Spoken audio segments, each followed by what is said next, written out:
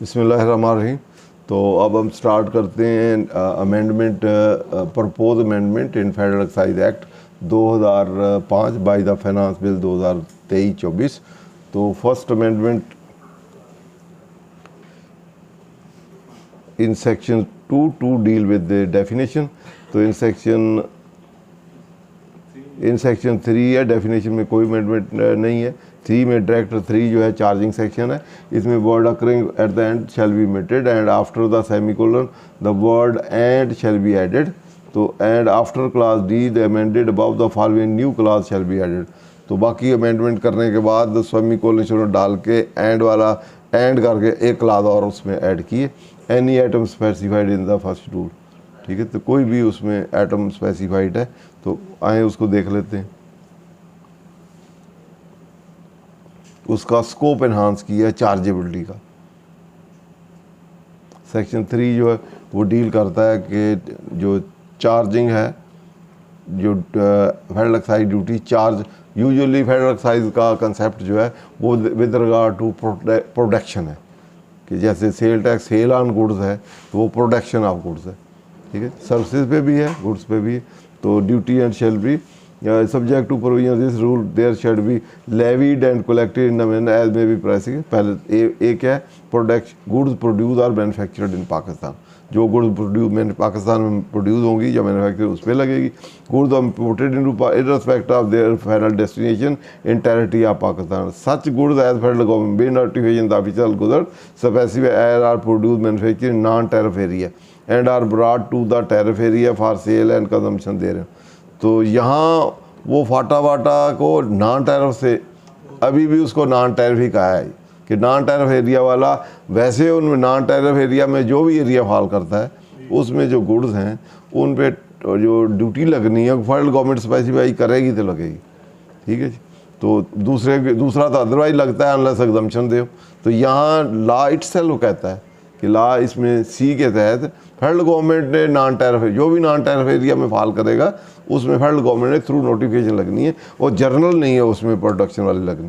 Clear जी, क्योंकि specifically exclusively यहाँ specifically mention कर दिया गया है कि नॉन टैरिफ एरिया जो भी है उसमें जो भी गुड्स प्रोड्यूस होंगी उसमें federal government through notification in the official gazette उनको उसकी प्रेस्क्राइब करेगी गुड्स कौन सी हैं और उस पर कितना टैक्स लगे, कितनी ड्यूटी लगे।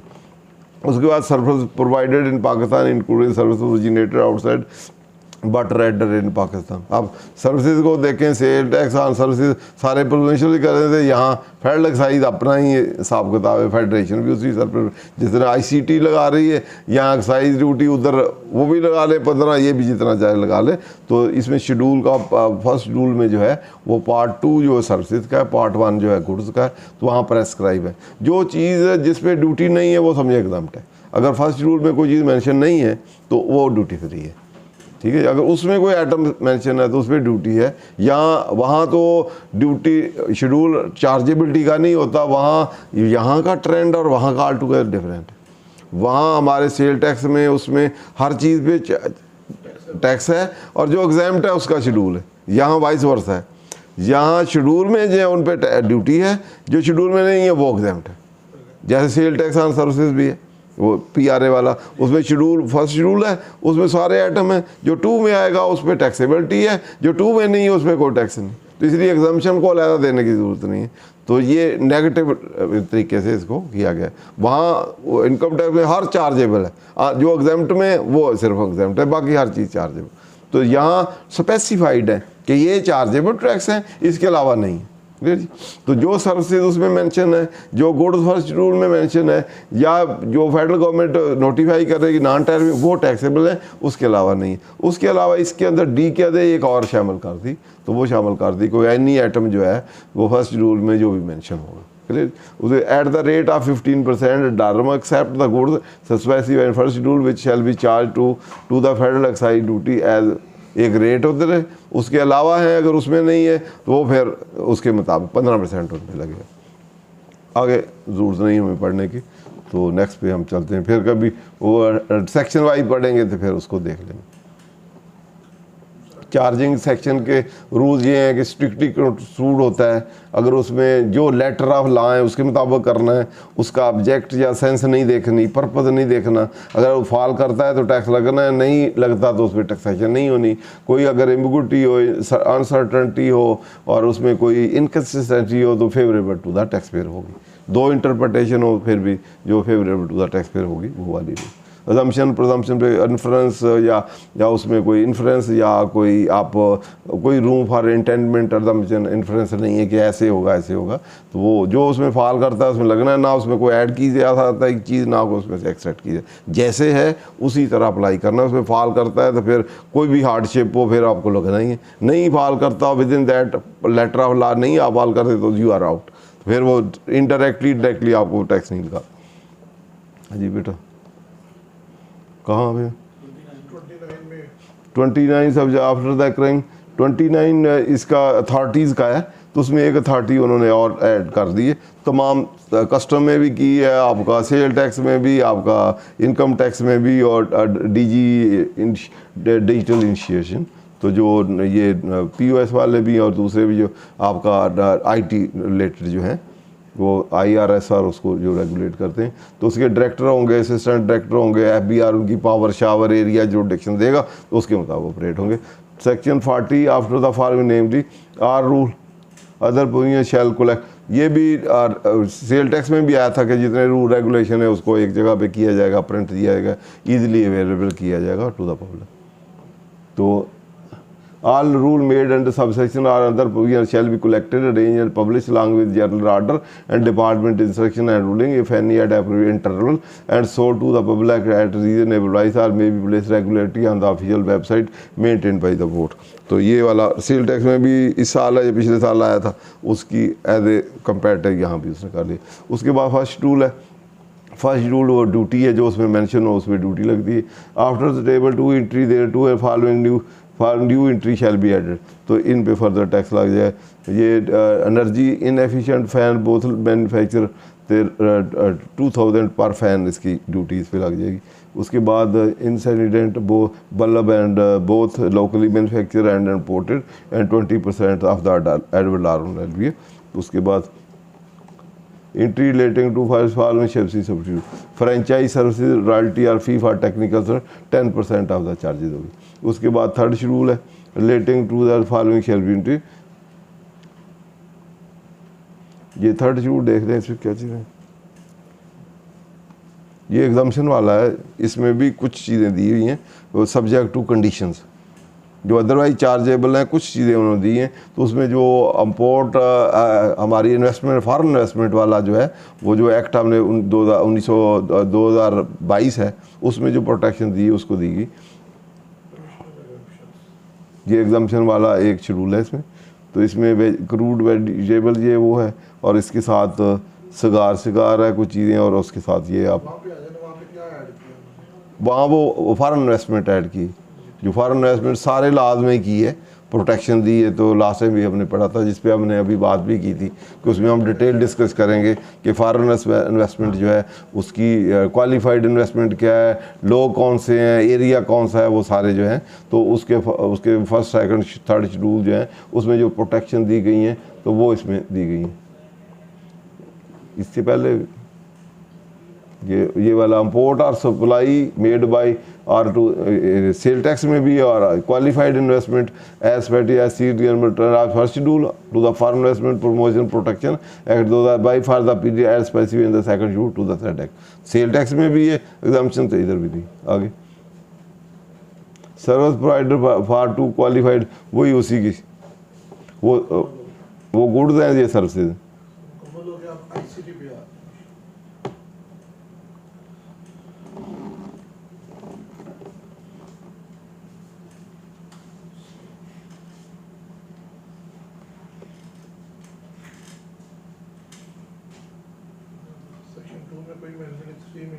थ्री में चार्जिंग सेक्शन नहीं है तो उसमें after the class 5A free lancer export exclusive dealing in IT for the IT enabling services, इसको एग्जम्पशन दी गई। For the purpose of this class free lancer importer means Exporter mean a person who work on per job and are self-employed basis without being attached to or under employment any other person, having the liberty to work on the various tasks simultaneously. तो वो freelancer वाला है, उसको उनकी इनकला after the job करेगा पर वो जो उसका कॉन्ट्रैक्ट जो भी चीज़ मिलेगा, जो भी उसको टास्क मिला है, जी जी उसके हद तक कि वो हाँ फ्रीलांसर है, उसको एक प्रोजेक्ट इधर मिला है और सेल्फ एम्प्लॉयमेंट पे भी वो काम करता है, हाँ, तो उसको डिफाइन कर दिया। एक्सपेंस सीरियल नंबर इतना है टेबल 2 में।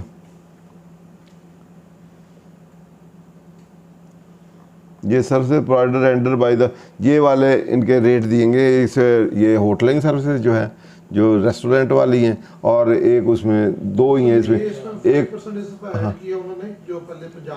इसको हम पढ़ लेते हैं। इसमें दो ही मेन अमेंडमेंट है, एक ये वाली अमेंडमेंट है और एक वो इलेक्ट्रिसिटी वाली, ठीक है। तो पहले इसको दे दें। Services provided render by hotel, motel, guest houses, farm houses, marriage hall, lawns, club, caterers और service by restaurant including cafe, food, ice cream parlour, coffee house, coffee shop, food hunt, eaters, resort और similar cooking, prepared, ready to eat food services etcetera.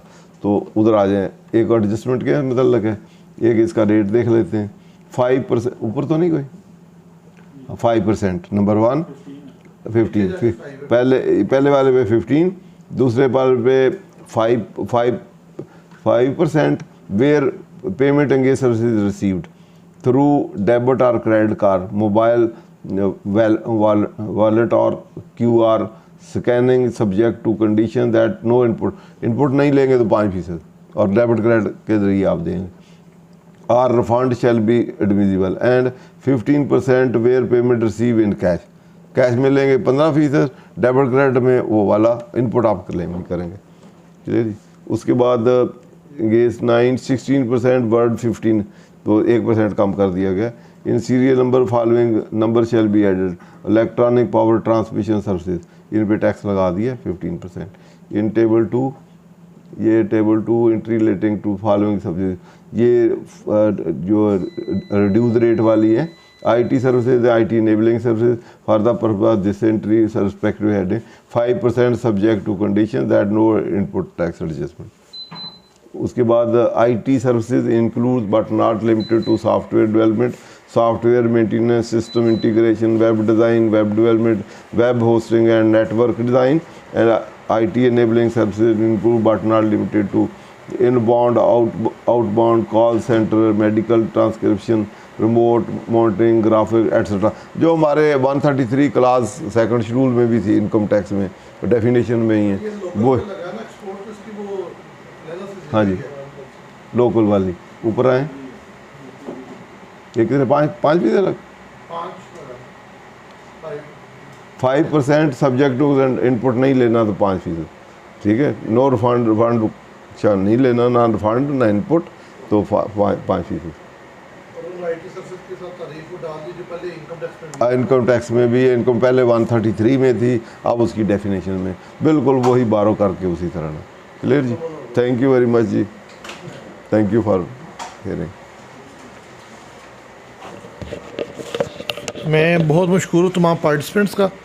आज हमने federal excise इनका जो ICT services का act है उसके हवाले से रहनुमाई हासिल की। कस्टम को हम पहले देख चुके हैं, और इनकम टैक्स और सेल टैक्स। अगर तो अगले जुमेरात तक बजट पास हो गया, फिनांस एक्ट आ गया, फिर हम इंशाल्लाह प्रोग्राम उसके ऊपर रखेंगे, ठीक है जी। तो अगर फिनांस एक्ट तब तक पास ना हुआ तो फिर अकॉर्डिंगली हम जो सब्जेक्ट होगा वो इंशाल्लाह विद मैसेज दोस्तों को शेयर कर देंगे इंशाल्लाह। बहुत शुक्रिया जी आज के लिए, बहुत मेहरबानी।